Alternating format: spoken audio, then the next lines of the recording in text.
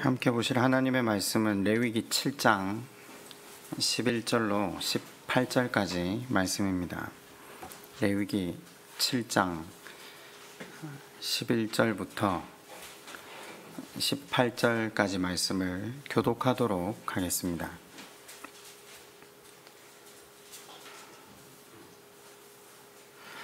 여호와께 드릴 화목 제물의 규례는 이러하니라.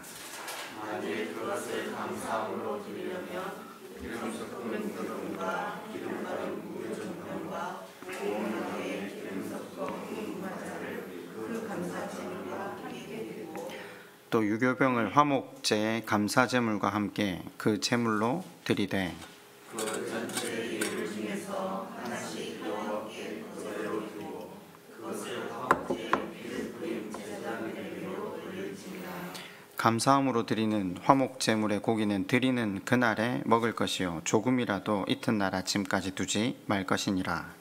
그러나 그의 일물의 제물이 소원이나 자원하는 것이면 그 제물을 이튿날에 먹을 것이요 그 남은 것은 이튿날에도 먹되 그 제물의 고기가 셋째 날까지 남았으면 불사를 지니 만일 그 화목 제물의 고기를 셋째 날에 조금이라도 먹으면 그 제사는 기쁘게 받아들여지지 않을 것이라.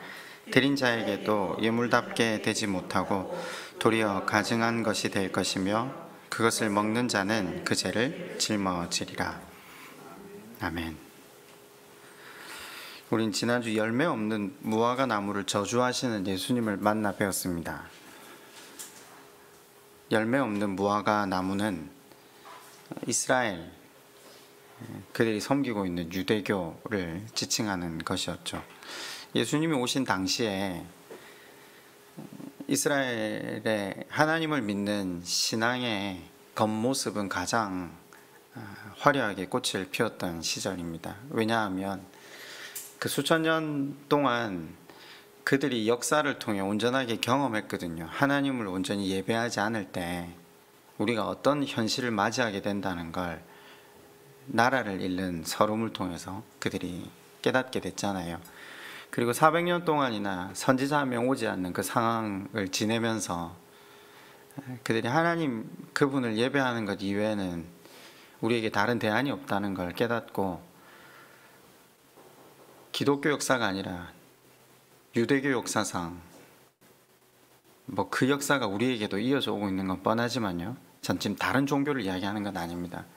하나님을 믿는 그들이 드렸던 그 제사가 실제로 가장 거룩하고 성스럽고 화려하게 성전에서 거행되던 그때였다는 걸. 그런데 예수님이 거기에 가셔서 성전을 둘러엎으신 겁니다. 한다고 하는데 최선의 열심, 구제, 기도, 금식, 어쩌면 유례 없이 하나님을 향한 모든 열심을 다 바치고 있는 그 가운데 예수님이 오셔서 너희는 무화과 나무처럼 말라 없어질 것이다. 예배를 드리는 사람들은 이런 항변을 해볼 수 있지 않을까요? 우리에게 뭐가 부족했습니까? 그 항변을 했었어야 됩니다. 예수님이 하시는 행동을 이해하지 못하고 우리가 지금 제대로 예배를 드리고 있고 우리가 열심과 최선을 다해서 하나님 앞에 나아가는데 도대체 왜 뭐가 문제냐고. 예수님은 무화과 나무 비유를 통해서 열매가 없다는 것을 지적하셨습니다. 우리가 계속 몇 주째 하나님이 바라시는 예배에 대해서 살피고 있죠. 하나님이 받으시고픈 예배가 무엇이었습니까? 하나님은 제사 자체에 관심이 있으신 분이 아닙니다. 그래서 그걸 발견했던 다윗은 뭐라고 표현했죠? 하나님이 받으시고자 하는 예배의 본질이 상한 심령이다 라고 이야기를 했거든요. 여러분, 구약 성경 그리고 신약 성경, 우리는 나누어서 구약과 신약이라고 하지만 성경은 한 책이거든요. 구약에서 하는 말은 신약에서도 동일하게 이야기된다는 사실을 하나 염두에 두면서 그 하나님이 받으시고자 하는 예배, 그러니까 그것을 다른 말로 영광 돌리는 것으로 우리가 표현하고 영광 돌리는 방법에 대해서 또 고민해 봤죠. 하나님 받으시는 진정한 예배, 삶의 예배, 여기까지 생각했을 때 그럼 어떻게 살아야지 우리가 하나님께 영광스러운 삶을 사냐? 영광을 바르게 정의를 먼저 해야 된다라고 했는데, 우리가 대부분 세상적인 사전적 지식을 가지고 영광을 정의하고 살거든요. 그래서 흔히들 돈을 많이 벌고 높은 자리에 오르고, 그죠? 영향력 있는 삶을 살아서 하나님께 영광을 돌린다. 하나님 직접 말씀하셨잖아요. 세상에 있는 모든 것이 내 것이고 내가 세상에 있는 모든 사람보다 높은데 뭘로 나를 더하게 하고 뭘로 나를 높인다는 거지? 근데 우리는 어떻게 그걸 하나님 영광 돌린다고 배웠죠? 번영신학에 물든 거죠. 영광 자체를 세상 사전에서 해석해서 성경이 말하는 영광을 그걸로 우리가 해석하고 그냥 나갔던 거죠. 그러면서 오히려 나의 실패, 또 자녀의 문제, 우리의 삶의 문제를 대면할 때마다 우린 서로 이렇게 말하죠. 그거 하나님께 영광이 안 돼. 전혀 성경과 엉뚱한 이야기를 하고 있으면서도, 그죠? 그래서 우리가 지난 시간 영광에 대해 살폈습니다. 먼저 성경이 말하는 영광이 무엇입니까? 영광은 항상 수식어가 따라 붙는다고 했죠. 십자가의 영광, 독생자의 영광, 그죠? 그게 무엇이었습니까? 성경이 말하는 영광은 신분입니다. 우리는 하나님의 자녀가 될 수 있는 조건을 가진 사람들이 아닙니다.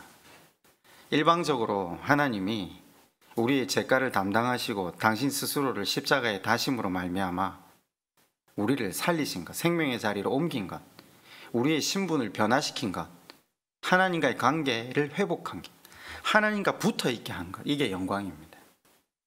신분, 영광. 제가 다시 한번 질문해 볼까요? 이제 영광에 대해서 개념이 머릿속에 자리하셨죠? 그런데 또 재밌는 건요, 영광은 글로 배워야 되는 게 아니라는 겁니다. 가끔 축구를 글로 배워서 나오는 사람들이 있거든요. 요즘 요리는 글로 배우면 잘하잖아요. 근데 글로 배운 거하고 몸으로 배운 거하고 차이가 현저하지 않습니까? 영광 같은 단어는 기독교에서 가장 많이 쓰이는 단어인데 가장 추상적으로 생각되는 단어이기도 합니다. 그런데 하나님은 영광 받으시길 원하시거든요. 근데 우리는 영광에 대해서 배우긴 했지만 영광을 돌리려면 어디까지 나가야 되는가? 어디까지 나가야 되는가? 영광이라는 단어 때문에 전율해 봐야 됩니다. 신분이 바뀌었다. 하나님의 자녀가 됐다. 내 같은 인생이, 소망 없고 폐품 같은 인생이, 이런 인생을 위해서 하나님이 당신을 죽이셨다. 여러분, 이게 전율이 되려면요, 그 사랑이 내 안에 감격이 되려면요, 소망 없는 나 자신을 대면해야 됩니다. 그러니까 말씀 앞에 비추어진 나 자신에 대해서 몇 날 며칠을 절망하는 밤을 지새우지 못하면 영광은 그냥 추상적인 단어가 됩니다.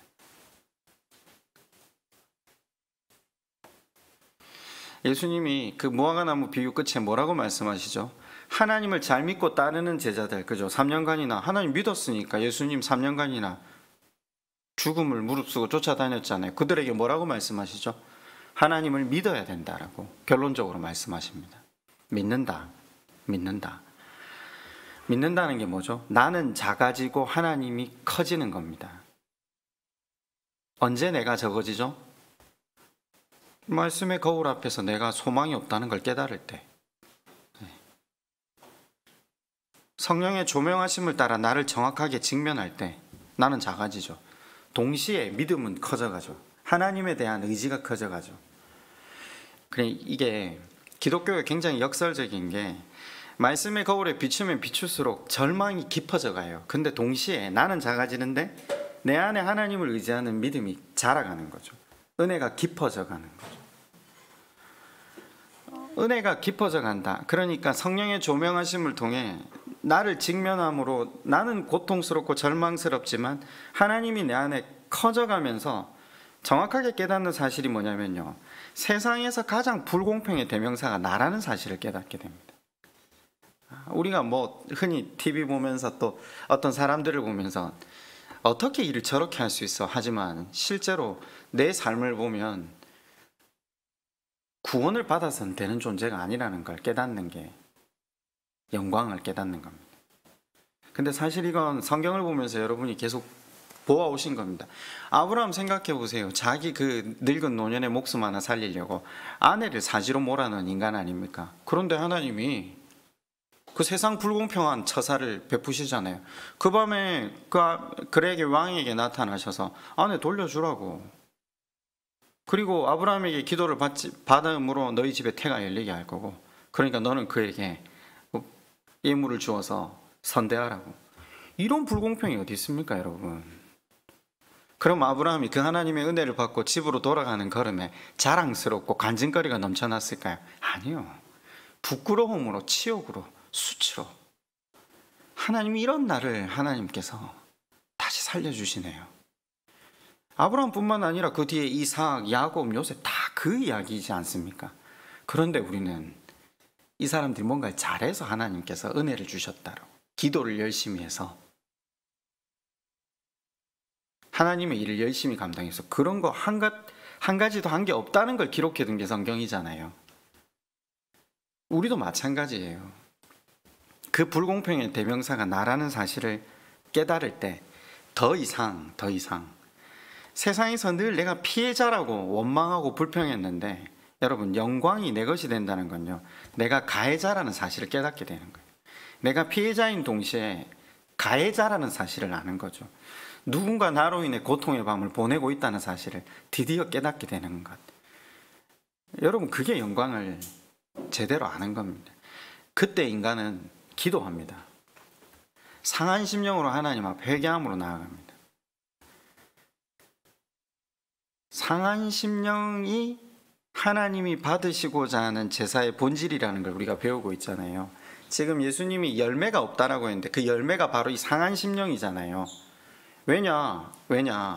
상한 심령이 된 사람들은 드디어 뭘 하기 시작합니까? 만냥 탕감받았으니까 이제 나한테 백냥 빚진 사람들, 나를 억울하게 하고 분하게 하고 고통스럽게 하는 그 대상 멱살 잡는 게 아니라 이해하고 덮어주고 용서하는 거죠. 섬기고 희생하고 나누고 예배드리고 찬양하고 기도하고 금식하고 구제하고 이해하고 용서하고 덮고, 여러분, 이 모든 것들이 이스라엘 백성들이 예수님이 오셨을 때 했을까요, 안 했을까요? 했다니까요. 그러면 열매가 없다라고 말씀하시는 이유가 뭐죠? 뭐가 빠져 있는 거죠? 그 앞에 똑같이 하는 건데요, 하지 말라는 게 아니에요. 하는 건데 그 앞에 뭐가 빠져 있죠? 자기 부인. 이게 핵심이라니까요. 상한 심령, 내가 죄인됨을 깨닫고 내가 누군지를 먼저 알고 이걸 해야 된다는 거죠. 이게 빠져버리면 주님 말씀하시는데 열매가 없는 거죠. 열매가 없다. 우리는 사실 열매를 이렇게 생각한 적이 없어요. 열매를 전도, 보통 그죠? 뭐 구제, 교회의 어떤 눈에 보이는 일을 하는 것, 그런 것들을 열매로 생각했는데 예수님은 끊임없이 그 열매를 이야기하고 있지 않았어요. 상한 심령이 되는 것, 말씀 앞에 내가 누군지를 아는 것. 오늘 우리 교회가 그렇지 않습니까? 오늘 이 땅의 교회뿐만 아니라 전 세계의 교회가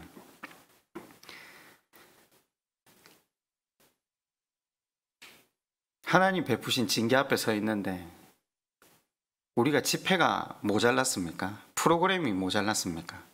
행사가 없었습니까? 온갖 예배와 온갖 찬양 집회와 온갖 행사가 우리 교회 안에 넘쳤잖아요. 그런데 하나님께서 보실 때 우리 안에 열매가 없었다는 것, 누가 봐도 우리가 알고 있는 사실 아닙니까? 자기 부인이 없는 이해, 용서, 덮음, 섬김, 희생, 나눔, 그게 하나님이 입만 무성한 유대교와 같은 기독교. 여러분, 그래서 우리가 지난 시간 말씀을 맺으면서 우리 자신에게 질문을 했어요. 우리의 신앙의 여정이 입만 무성한 무화과 나무 같지는 않느냐고. 30년, 40년 신앙생활을 했는데 내가 과거에 얼마를 전도를 했건 무슨 일을 하나님 앞에 해드렸건, 근데 예수님 뭐라고 하세요? 복음서에 이렇게 말하거든요. 네가 내 이름으로 귀신을 쫓아내고 내 이름으로 권능을 행하고 이적을 행하고 주의 이름으로 모든 일을 했는데 너는 나와 상관이 없대요. 뭐가 없으면요?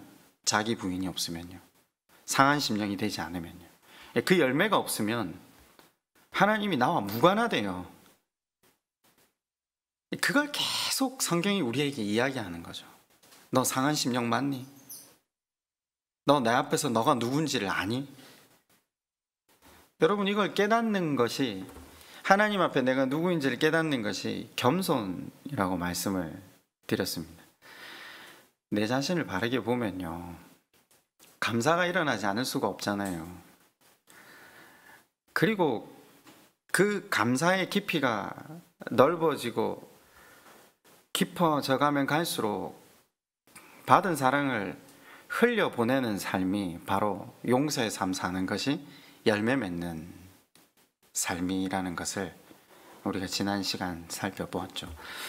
오늘 말씀 설교 제목을 이벤트로 살지 않는 삶이라고 잡았습니다. 하나님이 받으시고자 하는 예배 큰 주제 아래 이벤트로 살지 않는 삶. 이게 이제 시내가 교회 교우분들이라면 이게 무슨 말인가 이해가 되시죠? 제가 이벤트는 어떤 거라고 했죠? 자녀에게 뭐 문제가 생긴다, 아니면 육신의 질병이 된다, 재정에 문제가 생긴다, 관계가 끊어진다, 이런 걸 이벤트라고 했습니다. 고난, 광야, 구덩이, 그죠? 보세요. 우리 예배 드리는 이유가 뭐라고요? 이벤트가 우리 삶에 일어나지 않게 하려고 하는 거예요. 네. 예배를 드리는 이유는 말씀이 우리 심령에 밭에 심기우게 하는 거거든요. 마음밭에요.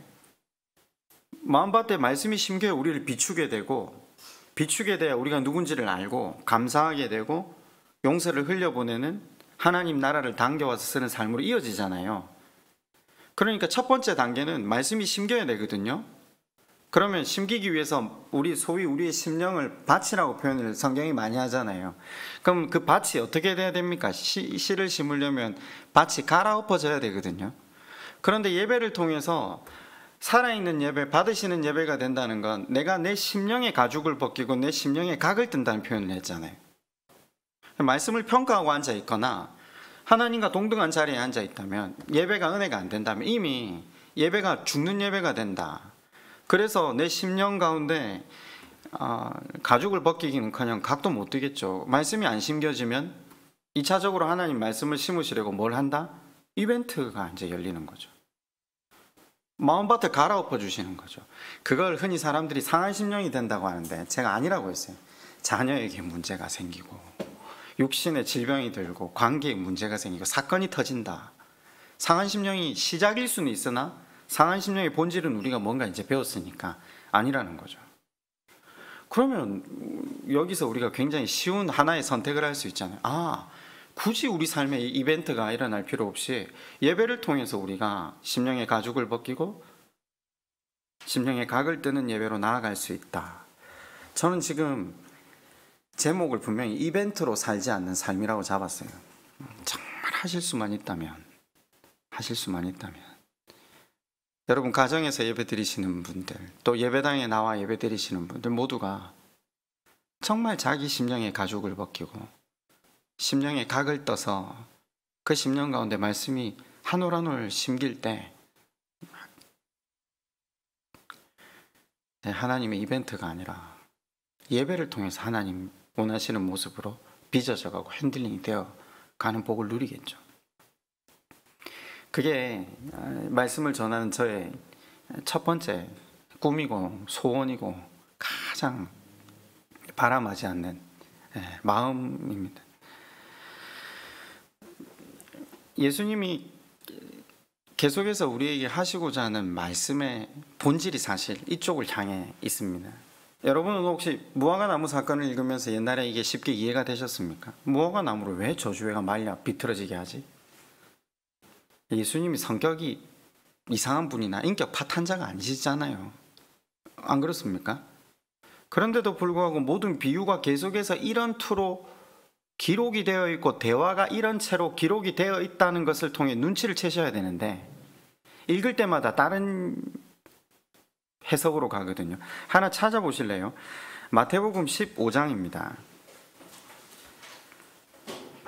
이제 몇 가지 비유들을 계속 설명을 좀 해드렸는데 그 비유는 똑같이 계속 상한 심령, 자기 부인으로 가고 있다는 것만 아시면 실은 비유를 가지고 다른 이야기를 할 수가 없다는 것도 알고 성경을 읽고 해석하는 게 굉장히 명쾌해집니다. 마태복음 15장 21절입니다.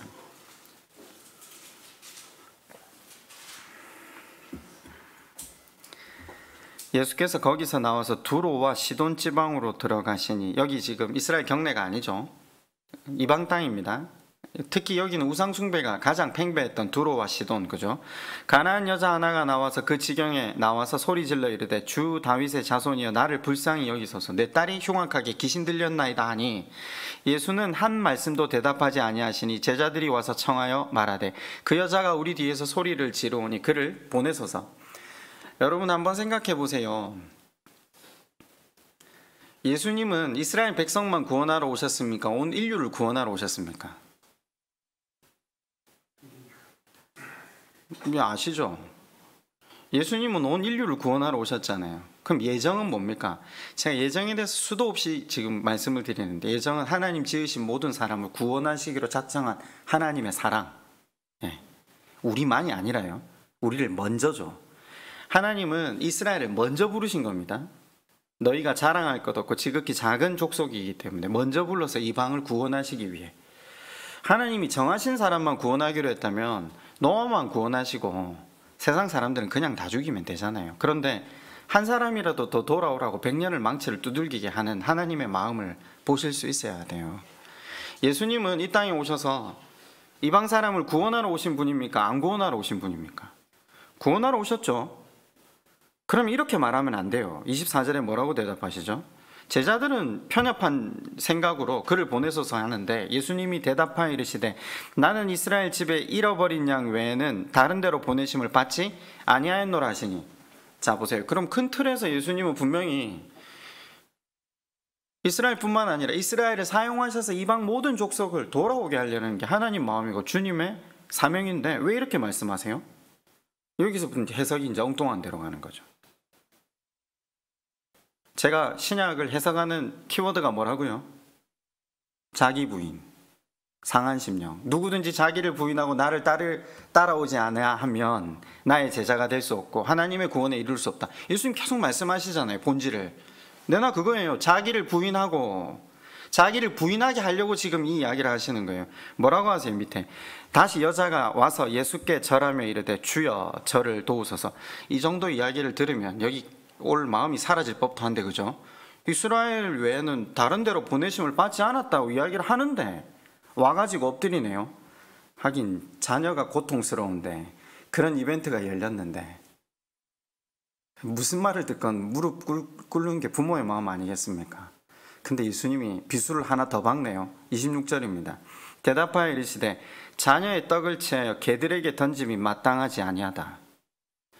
여자 보고 지금 뭐라고 하는 겁니까? 그 여자를 지금 뭐에 비유하는 거죠?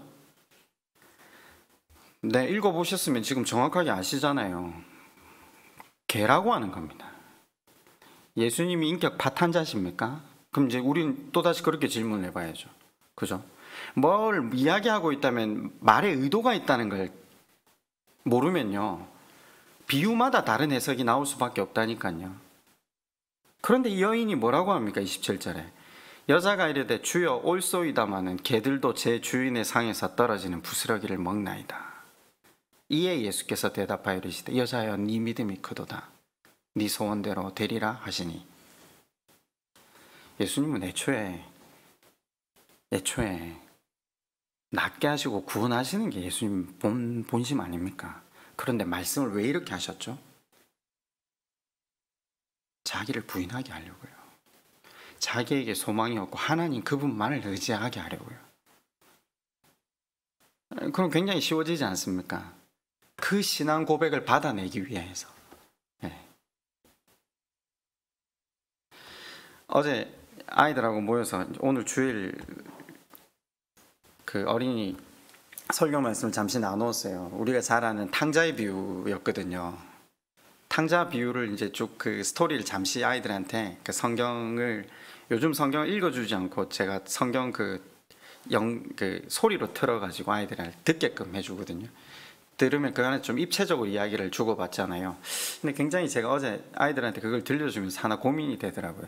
아이들이 이 구어체의 말을, 그러니까 문어체의 말, 또 옛날 말투들을 듣지만 이게 무슨 말인가 못 알아듣구나. 이게 좀 되게 어려웠는데, 그래서 다시 이제 그 탕자의 비유를 좀 설명을 다시 해줬어요. 그랬더니 제가 탕자의 비유를 다 듣고 난 우리 아이들에게 질문을 다시 했어요. 탕자의 비유가 말하는 핵심이 뭐니? 라고 했더니 저희 집 2번이 제가 생각할 때 가장 정답에 가까운 답을 하더라고요.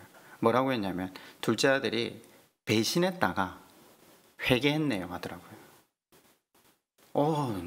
너는 어지간한 성경학자보다 낫다. 너는 선물을 하나 사주겠다. 여러분 그거 발견하셨어요? 탕자의 비유는요, 둘째 아들이 자기 부인을 했다는 거예요. 나는 소망이 없는 존재구나. 나는 가면 용서를 받을 수 있는, 구할 수 있는 자격이 안 되는데 먹고 살아야 되잖아요. 생명이 살아야 되니까 나는 아들로 일컬음을 받을 수 없다. 그 집에 가면 종이라도 돼서 먹고는 살 수 있으니까 일단 가야 되겠다. 회개죠. 자기 부인. 신약 성경에 나오는 모든 비유들이 거기로 향하고 있다니까요. 그러면 그것만 알고 읽으면 굉장히 쉬워지지 않습니까?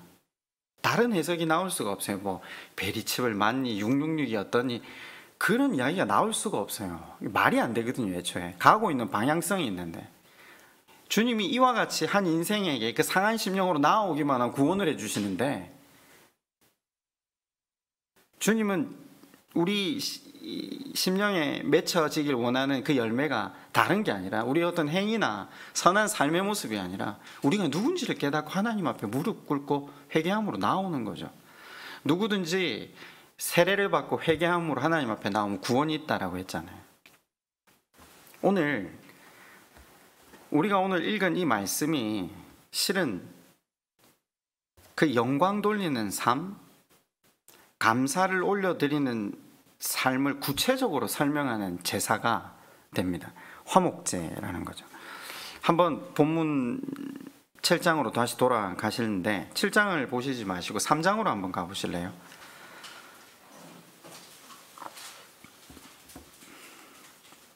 레위기 3장에는요, 화목제가 언제 드려지는지를 먼저 설명을 합니다. 첫 번째는 감사한 제목이 있었을 때. 두 번째는요, 16절에 보시면 서원제가 나오는데 그 어려운 상황에 처해서 하나님 도우심을 간구할 때가 있잖아요. 근데 그 하나님께서 그 기도에 응답해 주셨을 때, 한나 같은 경우에 그렇죠. 하나님 아들을 주시면 하나님께 아들을 바치겠습니다. 그래서 하나님 주셨을 때 숫소를 3마리나 가지고 나가 화목제를 드렸던 것 기억나시죠? 그리고 16절에 함께 나오는데 자원제 나오죠. 이걸 다른 말로 하면 낙헌제라고 하거든요. 어느 날 앉아 있는데 하나님 나에게 베푸시는 은혜가 너무 크구나, 이걸 깨닫는 거죠. 그래서 주님을 생각만 해도 내 마음이 좋거든, 이게 갑자기 이루어져서 그 하나님 앞에 감사제로 나아가는 것. 이 세 가지를 이제 성경이 주목하는데 3장 1절부터 5절은 소의 경우, 그 재물이 소일 때, 7절부터 16절은 양이나 염소인 경우를 다루는데, 제가 왜 갑자기 이걸 언급을 하냐면 비둘기가 빠져 있다는 걸 언급드리려고요. 화목제는 비둘기가 없어요. 왜냐? 화목제는 재물을 바치고 바친 것의 일부를 돌려받아서 이웃과 함께 재물을 먹어야 연합이 되는 제사기 때문에 비둘기는 나눠 먹을 게 없거든요.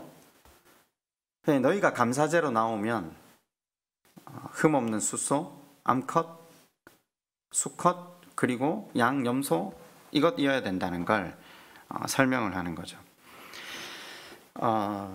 제가 지금 3장 1절부터 5절을 한번 보실래요? 3장 1절부터 5절을 보면, 사람이 만일 화목제의 제물을 예물로 드리되 소로 드리려면 수컷이나 암컷이나 흠 없는 것으로 여호와 앞에 드릴지니 그 예물의 머리에 안수하고 회막 문에서 잡을 것이요, 아론의 자손 제사장들은 그 피를 제단 사방에 뿌릴 것이며, 그는 또 화목제의 제물 중에서 여호와께 화제를 드릴지니 곧 내장에 덮인 기름과 내장에 붙은 모든 기름과 두 콩팥과 그 위에 기름 곧 허리 쪽에 있는 것과 간에 덮인 거풀을 콩팥과 함께 떼어낼 것이요, 아론의 자손은 그것을 제단 위에 불 위에 있는 나무 위에 번제물 위에서 살을 치니 이는 화제라, 여호와께 향기로운 냄새니라. 3절에서 5절의 내용은요, 하나님이 명하신 부분이 있어요. 보통 내장 부분인데 이 부분은 하나님께 태워서 올려드려야 될 부분, 요제, 향기로운 냄새, 그죠? 그리고요 7장 29절부터 34절로 한번 가보실래요? 화면 잠시만 간사님 한번. 네. 제가 지금 3장으로 갔다가 7장으로 가잖아요, 그죠? 우리가 본문은 7장 읽었잖아요. 여기 보시면요 굉장히 좀 이해가 좀 쉽게 제가 한번 도표를 한번 그려봤는데, 이게 두 개가 중복되고 있어요. 먼저는 번제 1장, 소제 2장, 화목제 3장, 속제, 속건제 4장, 5장에 걸쳐서 나왔다가 다시 또다시 반복돼요. 레위기 읽다 보면 이게 왜 또다시 반복되지? 이런 의문을 아마 가져보셨을 거예요. 이유가 뭐냐면요, 한쪽은 백성의 관점에서 백성이 제사를 드릴 때 백성의 역할을 중심으로 설명이 되고 있고, 두 번째는요 제사장의 관점에서 제사를 집례하는 제사장의 역할. 그러니까 예배는 제사장이 드려주는 게 아니라는 걸 배웠잖아요. 그러니까 성경이 양쪽을 다 설명하고 있는 거예요. 백성의 관점에서 백성의 역할, 제사장의 역할, 제사장의 중심에서. 그러면 번제 하나를 이해하기 위해서는요 레위기 1장과 레위기 6장 8절부터 13절을 같이 봐야 되는 거죠. 이해가 되십니까? 백성의 입장과 제사장의 입장을 같이 봐야지만 이해가 되시기 때문에, 우리가 먼저 지금 3장 보시고 나서 7장으로 넘어가는 이유, 양쪽을 다 살펴야지만 예배의 온전한 형식을 알 수 있다는 거죠. 화면을 좀 꺼주시고요. 그럼 7장 34절로 한번 가보실래요? 7장 34절에 이렇게 시작합니다. 내가 이스라엘 자손의 화목제물 중에서 그 흔든 가슴과 든 뒷다리를 가져다가 제사장 아론과 그의 자손에게 주었나니 이는 이스라엘 자손에게서 받을 영원한 소득이니라. 여러분, 그러니까 아까 제일 처음에 하나님이 정하신 내장 부분들은 태워서 하나님께 유제로를 드리고, 두 번째는요 제사장에게 드려야 되는 것, 앞 가슴 부분하고 오른쪽 뒷다리. 그리고 나서 남은 고기는 돌려받아서 이웃과 나눠 먹어야 이 제사가 연납이 된다라는 것. 이웃과 나눠 먹지 못하면 연납도 안 될 뿐더러 가증한 것이 된다라고 이야기를 하나님 기록해 두시고 계신 거죠. 자, 보세요. 5가지 제사 중에서 하나님이 받으시고 싶은 제사, 물론 다 받으시고 싶겠지만 가장 본질적인 제사가 화목제입니다. 왜냐하면 성경은 이렇게 기록해 두고 있죠. 신약 성경에 화평케 하는 자는 복이 있나니 저가 하나님의 아들이라 일컬음을 받을 것이라. 기억나십니까? 제가 이전에 이 말씀 전하면서 이렇게 말씀을 드렸는데, 여러분 혹시 부부간에 화평이 존재하려면 어떻게 해야 됩니까? 한쪽이 죽어야 된다라고. 한쪽이 죽지 않으면 화평은 존재할 수 없다고. 부부뿐만 아니라 형제간에, 친구간에, 모든 사람의 관계 속에 한쪽이 죽지 않으면 화평이 있을 수가 없다는 것인데, 하나님이 우리와 관계를 회복시키기 위해 하나님이 당신 스스로를 십자가에 못 박으셨어요. 그래서 우리의 관계를 회복시키시고, 회복시키실 뿐만 아니라 우리를 하나님의 자녀로 세워주셨잖아요. 그러면 이 자녀됨의 은혜를 말씀을 통해 갈수록 깊이 절감한다. 그럼 자연스럽게 하나님 바라시는 것이 이 화목제 삶이구나. 내가 만나는 사람들 사이에서 나를 죽임으로 하나님의 사랑이 흘러가게 해서 그 하나님의 은혜를 알게 하는 것. 하나님의 자녀가 된 우리에게 하나님 바라시는 것이 있다면 분명히 이 화목제로 살아가기를 하나님 바라시지 않겠습니까? 그러면 제사 5가지 중에 정말 하나님 받으시고자 하는 제사의 1번은 제가 볼 땐 화목제일 거예요. 그런데 하나님이 이 제사가 그렇게 받으시고 싶으면 좀 쉽게 만들어 놓으시면 되는데, 제사 중에서 가장 까다롭게 만들어 놓으셨어요. 어떻게 보면 거의 실현 불가능한 것처럼. 제가 시내가 교회 처음 왔을 때 이 설교를 먼저 했거든요. 그때 왜 이 설교를 레위기 설교를 할 수 있었던 게 그런 마음이 들었어요. 시내가 교회 처음에 교우분들하고 이렇게 앉았는데 몇 가정 안 되시는데 다들 주정 헌금 11조 헌금도 하실 뿐만 아니라 다들 감사헌금도 하시더라고요. 제가 옆에서 지켜볼 때 감사헌금 자체를 안 하시고 계시면 감사헌금에 담겨야 될 삶에 대해서 설교를 못 하거든요. 헌금 자체가 안 되는데 무슨 다음 설교를 하겠습니까? 그래서 제가 설교 서두에 그런 말씀을 드렸어요. 지금 너무 하나님 중심으로 살겠다라고 하나님 앞에 11조 또 감사헌금까지 드리고 계시는데, 아마 제가 레위기를 설교하고 나면 감사헌금이 줄 거라고, 감사헌금 드리기가 쉽지 않으실 거라고 제가 설교를 한 적이 있었거든요. 근데 참 그로부터 세월이 6년이나 흘렀는데 여전히 사람들이 하나님 앞에 감사함으로 나아가기를 애쓰는 걸 뵐 때마다 참 존경스럽습니다. 예. 여러분, 이 하나님께서 받으시고자 하는 이 화목 제물의 본질이 결국은 나눠 먹는 건데, 7장 15절에 이렇게 아까 우리가 읽었죠. 보실래요? 감사함으로 드리는 화목제 희생의 고기는 드리는 그날에 먹을 것이요 조금이라도 이튿날 아침까지 두지 말 것이니라. 그러니까 화목제는 나누어 먹어야 되는데 언제까지 나누어 먹는다고요? 당일 그날, 그죠?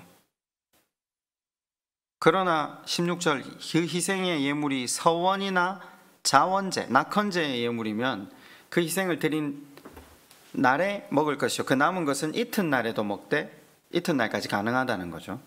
그 희생의 고기가 제3일까지 남았으면 불사를 지니, 만일, 이제 여기가 핵심이죠. 그 화목제 희생의 고기를 제3일에 조금이라도 먹으면 그 제사는 연납되지 않을 것이라. 드린 자에게도 예물답게 못되고 도리어 가증한 것이 될 것이며 그것을 먹는 자는 죄를 당하리라. 굉장히 까다롭게 만들어 놓으신 거죠. 여러분, 감사제는 당일, 서원제와 낙헌제는 그 다음 날까지. 근데 실제로 이스라엘 중동 지방에 그 당시 덥잖아요. 팔레스타인 지역에 그 수천 년 전에 냉장고 있었습니까? 없어요. 그게 사실상 당일 먹어야 돼요. 사실상. 그럼 또 더 재밌는 건요, 예배를 만약에 그 서원제나 낙헌제, 감사제를 오후에 드렸다 하면요, 시간이 더 없는 거죠.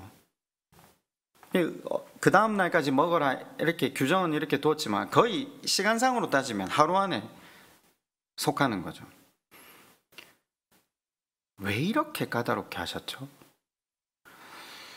소 한 마리 정육점에 물어보면 작은 소 600kg, 큰 소 800kg까지 나간다고 하는데, 그러면 이제 뭐 수입 소하고 우리나라 소하고 좀 다른 차이는 있겠지만요.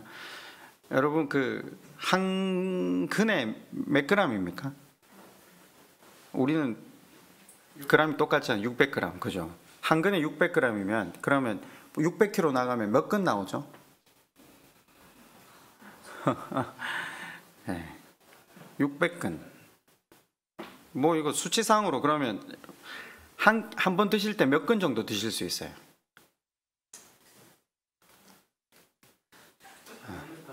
사람에 따라 시연이는 몇 근 정도 먹을 수 있겠노? 그 많이 먹어도 한 2근, 그죠? 그럼 몇 명이 필요합니까, 수치적으로? 그런데 600근을 다 먹는 게 아니라 제사장에게 돌아가는 앞가슴하고 오른쪽 뒷다리 치면 적어도 한 3분의 1 이상은 사라지겠죠. 그죠? 하나님께 태워드리는 것.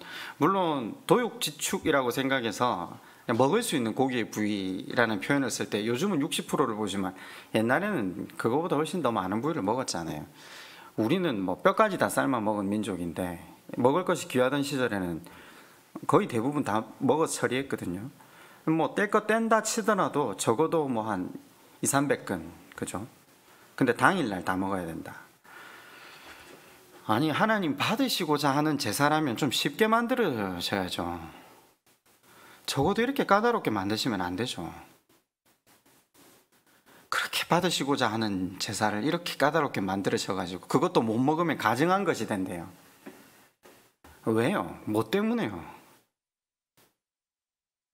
화목제가 하나님 앞에 유효하기 위해서는 사람과 나누지 않으면 연락되지 못한다라는 겁니다. 의도적으로 많은 양을 먹게 한다. 혼자 다 먹을 수 있어요? 못 먹죠. 화목제가 담고 있는 본질이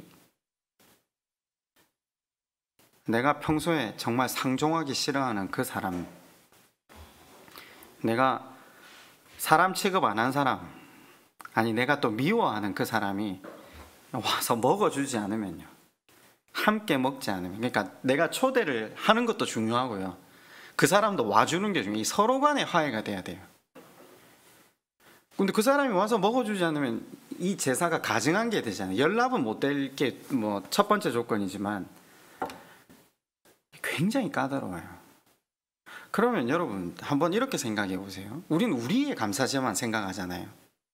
다른 사람의 감사제도 생각해 본다면요, 적어도 하나님을 믿는 믿음이 자라간다면 난 저 사람 절대 안 본다,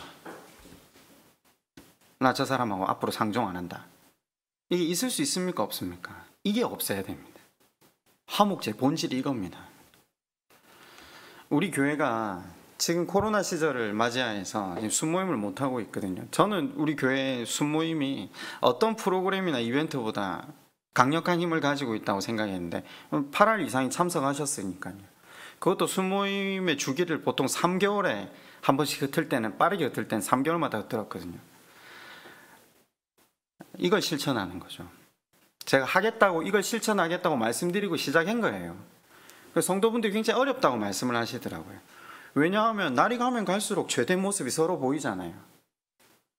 서로의 연약함이나, 죄인들이 모였는데 당연한 거거든요. 서로에게 고통이 되거든요. 그러면 마주하고 싶지 않은 사람, 상종하고 싶지 않은 사람들이 늘어가는 게 정상적이에요, 신앙생활에. 그게 기본이라니까요. 그런데 하나님께서 너희가 나에게 영광 돌리고 싶니? 그럼 우리가 이걸 세상으로 가서 해야 되는데, 그걸 먼저 교회 안에서 먼저 예배를 통해 이를 훈련하는 것이라고 했잖아요. 우리 심령에 밭을 갈아엎는 건요, 예배 시간만을 통해서 이루어지는 게 아니에요. 수모임을 통해서 함께 이루어진다라고 했습니다. 수모임에 그 상종하고 싶지 않은 사람, 함께 식사하고 싶지 않은 사람, 그 사람들과 함께 밥 먹는 이 훈련을 통해서 화목제의 삶을 시작하는 거죠. 하나님께서는 너한테 감사하니? 너가 도무지 그 은혜를 받을 수 없는 사람이라는데 그걸 베푼 은혜가 너무 깊어서 나에게 나와왔니? 그러면 나와 수직적인 감사의 관계만 끝내지 말고 이제 수평적 화목을 실천함으로 나아가 주길 원한다. 그게 하나님 본심이라는 거죠.